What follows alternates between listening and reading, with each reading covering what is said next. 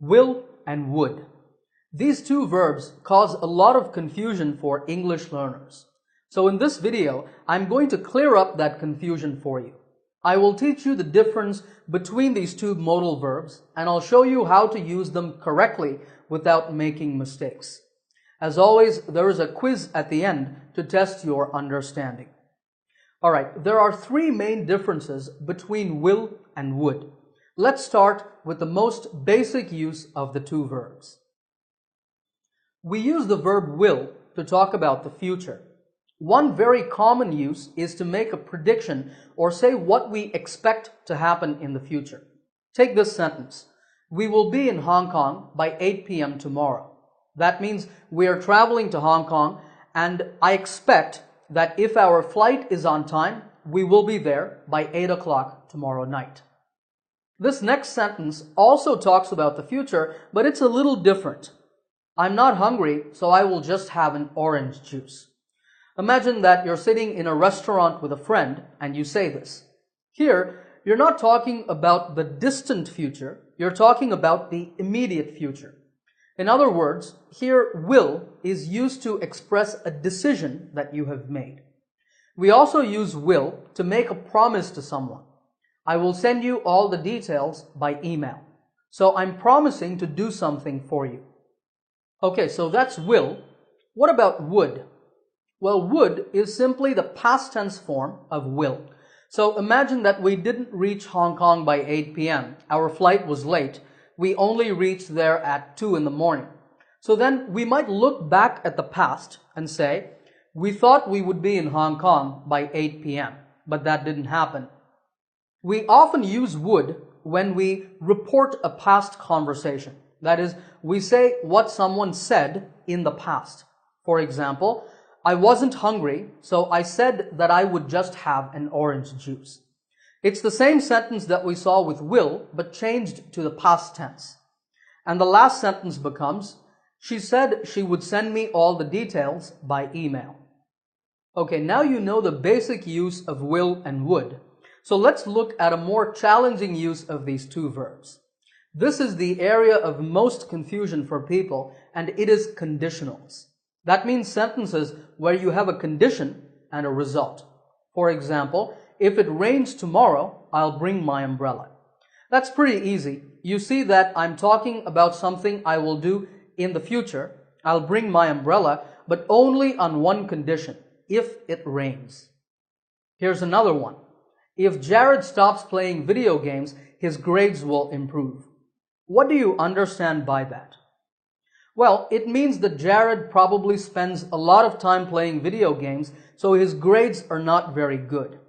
But if he stops playing video games, then he can spend more time studying, and we expect that his grades will improve. In both of these sentences, we've used will, and that is because both of these are real situations. These are both possible. This type of sentence is called the first conditional. But sometimes we want to talk about imaginary or unreal situations.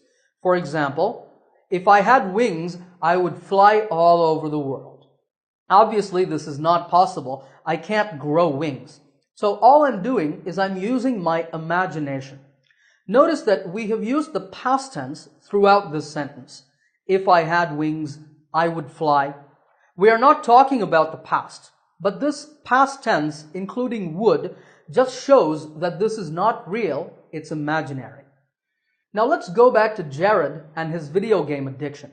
What if I said, if Jared stopped playing video games, his grades would improve? It's similar to the sentence with will, but using the past tense with would just shows that I don't think this is possible.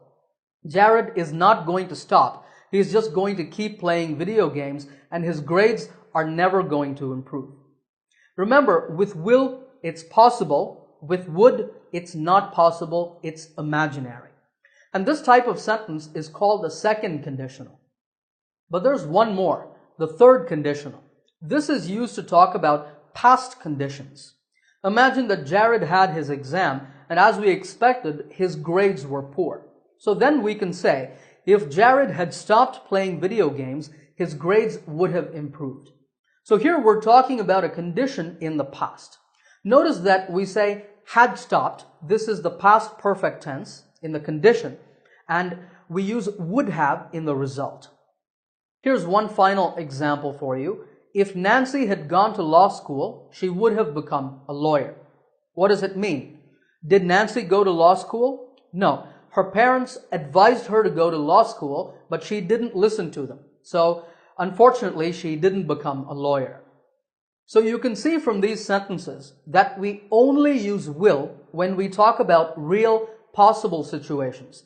For imaginary conditionals, we use would. Now, I know that this topic can be a little tricky, so I have full lessons just on the topic of conditionals to help you understand them. You will find the links in the description below. Okay, let's now turn to the final difference between will and would, and this is in using polite expressions. For the purpose of politeness, we use would and not will. So there are some special phrases with would that you should memorize. The first is would you mind? For example, would you mind lending me some money? This sentence is a request, and it's a very polite request. Notice that after would you mind, we have an ing form, lending. This is the correct form when you want to make requests with this expression. You can also use it to ask for permission. For this, you would say, would you mind, plus a past tense. Would you mind if I left a little early tomorrow? You might say this to your boss at work. Even though we have a past tense verb, that's just a grammar rule, we're still asking for permission for the future. The phrase, would it be okay if, is also used to ask for permission. Would it be okay if I left a little early tomorrow? Same meaning. Another common phrase is would you like, and this is used to make offers. Would you like some more milk in your coffee? Would you like to come along with us?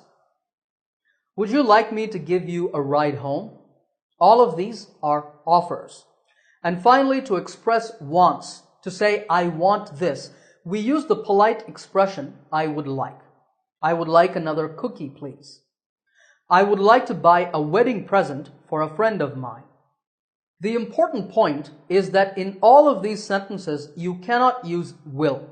Remember that these are fixed expressions. You must use would in all of them, so it's a good idea to memorize them all. Okay, if you're ready, it's now time for the quiz to see if you can use will and would correctly. On the screen, there are 8 sentences. In each one, I want you to fill in the gap with will or would. Stop the video, think about your answers, then play the video again and check. Alright, here are the answers. How many did you get right? Let me know in the comments section. If you have any questions about these, you can ask me in the comments as well. If you like this lesson, give it a thumbs up by hitting the like button. If you're new to my channel, remember to subscribe by clicking the subscribe button to get my latest lessons right here on YouTube. Happy learning, and I will see you in another lesson soon.